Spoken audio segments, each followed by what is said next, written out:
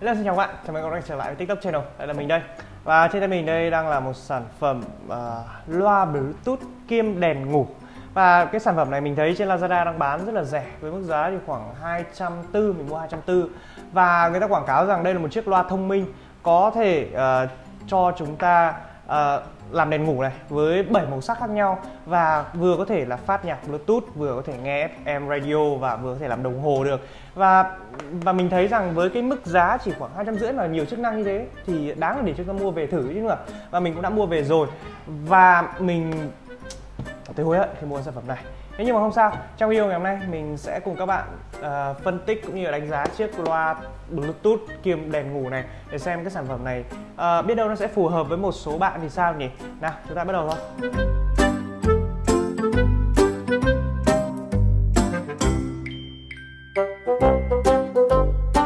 Với cái sản phẩm loa Bluetooth này thì mình tìm trên Lazada. Nếu như bạn tìm Lazada, các bạn hỏi mình là cái sản phẩm này tên là gì thì nói thật là mình không biết cái sản phẩm này tên là gì cả. Bởi vì ngay cả trên cái trang web bán hàng của Lazada nó cũng không ghi cái sản phẩm này tên là gì. Nó chỉ ghi là loa thông minh, đèn ngủ, loa Bluetooth gì cái sản phẩm 035 gì đấy. Còn những cái thông tin khác thì ghi rất là hạn chế, hầu như là chẳng có gì cả. Mà hộp thì đóng gói rất là sơ sài nên là mình đã vứt đi rồi. Thế nhưng mà cái loa này nếu mà thoạt nhìn thì mình sẽ thấy đây là một sản phẩm có khá là nhiều tính năng cũng như là khá nhiều điểm thú vị. Đầu tiên là về thiết kế thì chúng ta sẽ có một chiếc loa với thiết kế hình trụ như thế này, và 4 góc sẽ không được làm nhọn, tức là nó sẽ không làm vuông thành sắc cạnh và nó sẽ vắt cong như này, cho chúng ta cái cảm giác chiếc loa này cầm nó khá là thanh lịch, nó khá là đẹp. Nếu như các bạn không sờ vào thì các bạn sẽ nhận ra ngay nó là một sản phẩm rẻ tiền. Mặt trên thì chúng ta sẽ có thân loa đây màu trắng, bên dưới này thì nó sẽ là màu đen và nó cũng là nhựa thôi. Nó ghi chất liệu là kim loại và nhựa, như mình thấy đến khoảng 90% cái loa này là bằng nhựa.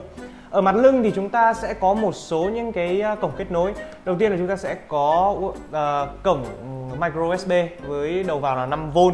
Thì đây sẽ là cổng sạc. Chúng ta sẽ có một chiếc mic này phục vụ cho việc đàm thoại nếu như các bạn kết nối chiếc loa mình Bluetooth. Và nếu như các bạn có điện thoại thì các bạn hoàn toàn có thể nói chuyện, đàm thoại thông qua chiếc loa này được. Chúng ta có thể dùng jack chuyển 3.5 để kết nối giữa điện thoại hoặc là máy tính với chiếc loa này. Cuối cùng là chúng ta sẽ có một cổng để cắm thẻ nhớ, cho nên là nếu như các bạn không sử dụng chiếc loa này cho mục đích nghe nhạc và kết nối thông qua các kết nối không dây và có dây thì các bạn hoàn toàn có thể sử dụng thẻ nhớ để cắm vào chiếc loa này và phát nhạc như bình thường. Ở mặt trên thì đây chúng ta sẽ có màng loa cùng với lại các phím chức năng. Ở đây thì sẽ được trang trí một họa tiết giả kim loại màu bạc. Đây các bạn có thể thấy. Thì tất cả màng loa nó sẽ ở đây hết, chứ nó không như một số loa Bluetooth thì chúng ta sẽ có hai màng loa riêng biệt.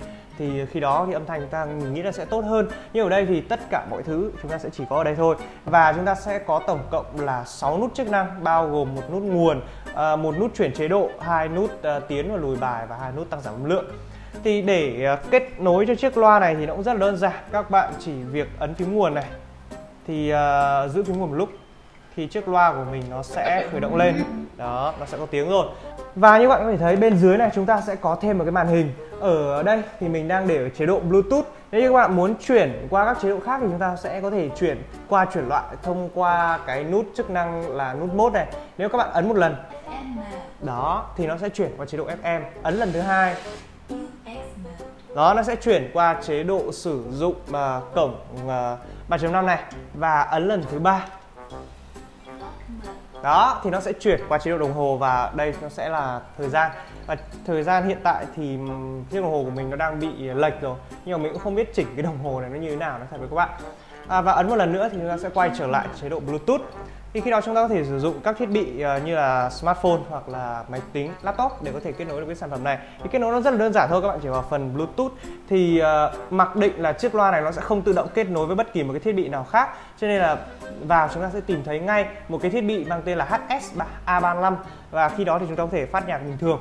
Về chất lượng âm thanh thì mình đánh giá là với một chiếc loa Bluetooth mức giá là 235.000 cùng với một loạt các chức năng mà nhà sản xuất trang bị cho nó thì không thể nào nó đem lại một cái chất âm tốt được. Thực sự là mình rất thất vọng trên cái sản phẩm loa Bluetooth này.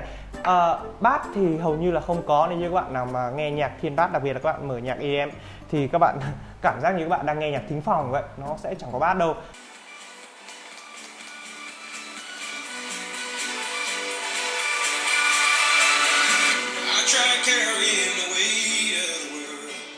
Được cái thì giải âm chat nó khá là to, rõ ràng, không bị lẫn.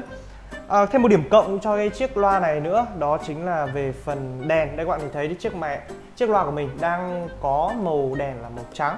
Nhưng khi mà mình mở nhạc thì đèn nó sẽ chuyển qua chuyển lại các màu sắc khác nhau. Và theo nhà sản xuất công bố là có khoảng tầm khoảng 7 màu. Mình đếm thì nó cũng không được đến 7 màu đâu, nếu như các bạn tính màu trắng thì chắc may ra. Có một điều khá là thú vị đó là nếu như các bạn muốn sử dụng chiếc loa Bluetooth này để làm đèn ngủ thì mình khuyên các bạn là bỏ ý định ấy đi. Bởi vì sao?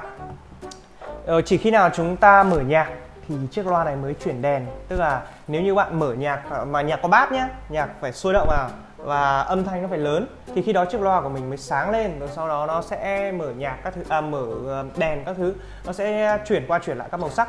Nhưng mà nếu như các bạn nghe những cái nhạc nhẹ nhàng, ví dụ nhạc thính phòng hoặc là những cái nhạc acoustic trữ tình ấy, thì chiếc loa của mình nó sẽ không đổi màu, tức là nó sẽ chỉ để một màu sắc thôi. Và thêm một điểm trừ nữa, nếu như các bạn giảm âm lượng của chiếc loa này xuống thì đèn nó sẽ tắt.